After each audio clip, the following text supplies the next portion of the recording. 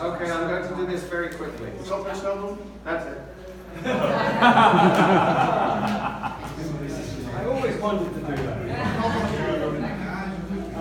Where are we? Waar zijn we? We are in a Catholic convent. Dit is een katholiek convenant. I think they're called the Sisters of Zion. De zusters van Zion worden ze genoemd. That's why we wear long trousers, because they don't like hairy legs. Daarom dragen we lange broeken, staan niet van harige benen. They have to run if they see hairy legs. Als ze harige benen zien, moeten ze rennen. The convent has been put over some of the excavations and foundations of the ruins of the Antonio fortress. Het convent is gebouwd op de ruïnes van het Antonio Fortress, ja. which Herod built. Dat is gebouwd door Herodes. For the Roman soldiers. Voor de Romeinse soldaten. For a time when Jerusalem would swell in numbers from 40,000 to 300, 400, 500,000. Wat het aantal Romeinse soldaten in Jeruzalem sterk groeide richting de honderdduizenden, moest er meer ruimte worden gecreëerd. And those times were the 3 festivals during the year. En in die tijden waren er 3 festivalen gedurende het jaar. And the first festival was what? Het eerste festival was Nissim. Pesach. Passover. It's barley. It's the poor man's festival. Het is het feest van arme They mensen. are all festivals of ingathering. Het is allemaal feesten waarin iets wordt binnengehaald. It all ties in with the land and you. Het is allemaal verbonden met het land en met jou. Because who was the perfect blessing and offering at Pesach? Die was de perfecte man. Yeshua.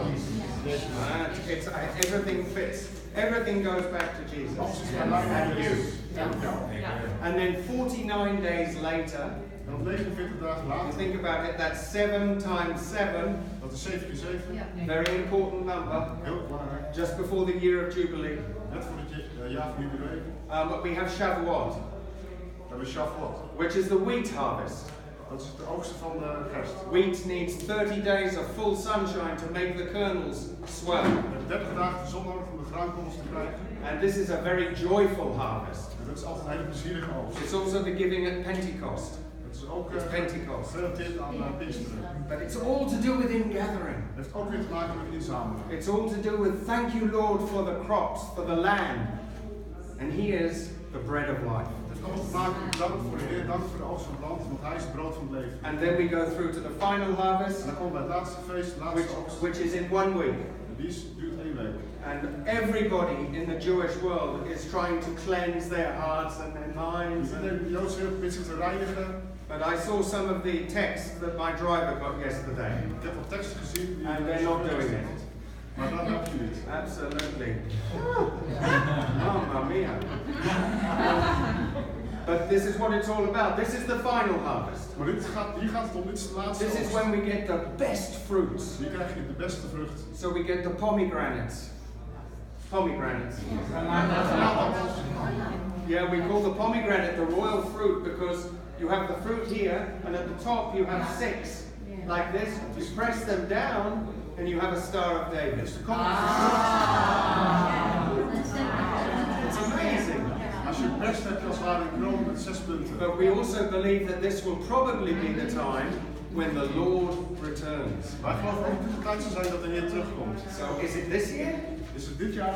Is it next year? Is het volgend jaar? It doesn't matter Maakt niet uit. as long as we're ready. Zolang als we maar klaar zijn. Okay, because we're all working in the fields of Boaz. We werken allemaal in het veld van Boas. Yes? Yes, we are. We're all Ruths. We zijn allemaal zo'n Rut. Okay, so this is the place that remembers Pontius Pilate coming out in the courtyard and saying to the people, Ecce homo. Dit is de plaats die herinnert aan Pontius Here is the Pilatus. man. Die zei, kijk, hier is de man. You want Jesus Barabbas Hier werd de keuze or you want Jesus Christ of Barabbas, Nazareth? Jezus. And the crowd cried for him, sorry. En de menigte koos Jezus. Well, he was free, but he had Roman blood on his hand. Terwijl Barabbas een moord had gepleegd. This was an act of clemency by the Romans every De Romeinen hadden dit georganiseerd, ingesteld. Okay, so what we're going to do is and then Jesus, of course, they said crucify him, so they gave him his cross, right? Dat moment, toen dat gezegd And was, then he started his walk gaf ze Jezus through Jerusalem. En toen staat hij zijn And the Catholics, you go into any Catholic church, they have 14 stations of the cross. Katholieken hebben 14 Okay, so this is where Jesus takes his cross. Het is fase 1 waar hij zijn And kruis we're draagt. going to go down to the road from the time of Jesus where he would have walked with his cross. Hij gaat nu echt naar de weg in de tijd van Jezus waar hij gelopen heeft. And actually below this road at some places, massive cisterns underneath. When you're walking, you look like this. Onder deze wegen zitten allerlei systemen. This is where the water was Waar het from the Romans. Vroeger gebruikten de Romeinen die wegen voor water, onder water. Alright, now the Via Dolorosa that we go out onto when we finish, De Via Dolorosa waar we straks uitkomen, the way of the cross, de weg van het kruis, from here to the Holy Sepulchre Church, van hier naar de grafkerk, is a 14th century traditional walk of the cross. It's not the real walk. eigenlijk bevindt in de eeuwse bedachte loop die niet de echte loop is. Number one, because we're way up above the ground. Allereerst omdat we veel hoger zitten dan toen, nu. And number two, because we really don't know where the walk was. So this is a traditional walk. Het is eigenlijk een beetje bedachte traditie. So let's go down to the bottom Laten we naar beneden gaan. and we will.